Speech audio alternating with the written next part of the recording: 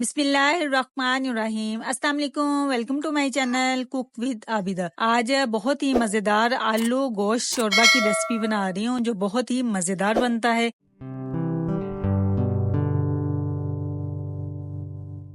इसको बनाने के लिए मैंने मटन लिया है, ये हाफ केजी मटन है और बोन्स के साथ है। मैं सबसे पहले मटन को बॉईल करूंगी। एक मीडियम साइज का प्याज स्लाइस किया हुआ वो हम इसमें ऐड करेंगे।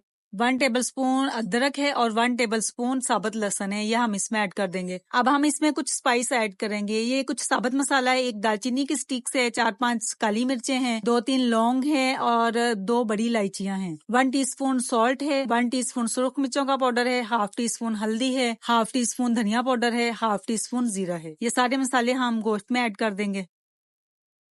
1 गिलास पानी का ऐड करेंगे। अब हम इसको 10 मिनट के लिए प्रेशर लगा लेंगे। प्रेशर मैंने खोल दिया है तो इसमें मैं एक लार्ज साइज का टमाटर ब्लेंड किया हुआ ऐड करूंगी।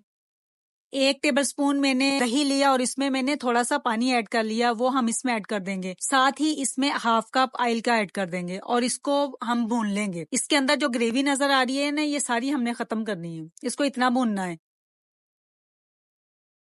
गोश्त हमारा अच्छा सा भुन गया है और इसकी ग्रेवी भी कम होगी। अब हम इसमें आलू डालेंगे। एक लार्ज साइज का आलू लिया और इसको मैंने बड़े क्यूब्स में काट लिया। इसमें जो थोड़ी सी ग्रेवी नजर आ रही है ना, ये इसको खत्म होने तक हम इसको भूनेंगे ताकि आलूओं में भी अच्छा सा फ्लेवर आ जाए। गोश्त अच्छा सा भुन गया है और पानी सारा इसका ड्राई हो गया है। अब हम इसमें 2 गिलास पानी का ऐड कर देंगे इसकी ग्रेवी बनाने के लिए, और गोश्त को हमने मजीद 10 मिनट और भी लगवाने हैं। इसको अच्छे से मिक्स करेंगे। पानी मुझे कम लग रहा था तो मैंने 1 गिलास और ऐड कर दिए। अब हम वेट लगा देंगे। 10 मिनट हो गए और गोश्त बड़ा अच्छा सा गल गया है। अब मैं इसमें हाफ टी स्पून पिसा हुआ गरम मसाला ऐड करूंगी, थोड़ी सी 2 पिंच के करीब कसूरी मेथी ऐड करूंगी और सब्ज धनिया ऐड कर देंगे इसमें। इसको अच्छे से मिक्स करेंगे।